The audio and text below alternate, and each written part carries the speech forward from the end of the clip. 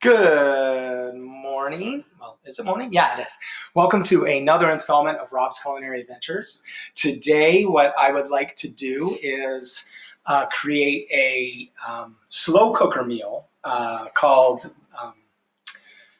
corned beef and cabbage. I'm not going to use the cabbage, but I'll teach you how to get all the corned beef together and get everything into the slow cooker. Slow cooker cooking or crock pot cooking is not the most difficult cooking. You throw everything in and you let it go. So let's get started. I've got my corned beef here, store-bought, pre-spiced, the whole bit. I get these at the supermarket. They're not expensive at all.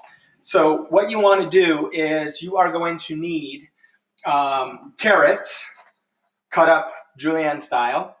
All right, so that's just into strips. Throw them in. You're going to need a rough chop of onions, all right? And when we say a rough chop, that means you can have like big chunks of onions. And I like to put them all in there. Just mix it all around. Now, another thing is potatoes. I use red potatoes, but honestly, you could probably use any potatoes. I also put them through a rinse. That way, I remove a lot of the starches from the potato. And then what you're going to do after that is you are going to put the corned beef right on top.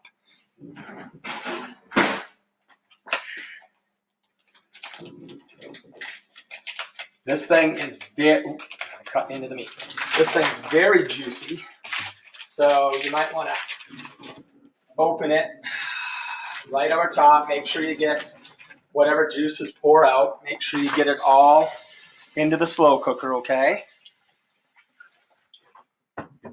And then what you're going to need is a quart of water. Just pour it right over top. You're going to need about a half a beer. I usually use Guinness Port because this is a classically Irish dish, so I try to use an Irish beer. And what I do is when I pour it right over the meat. You don't have to, but I like it that way. And this is called pickling spice blend. You don't have to use it, but I use it because, well, number one, I love pickles. And number two, the spices that come with the meat, there just isn't enough of them. So I go ahead and give this a generous sprinkle. And now I've got all my components. You put the lid on.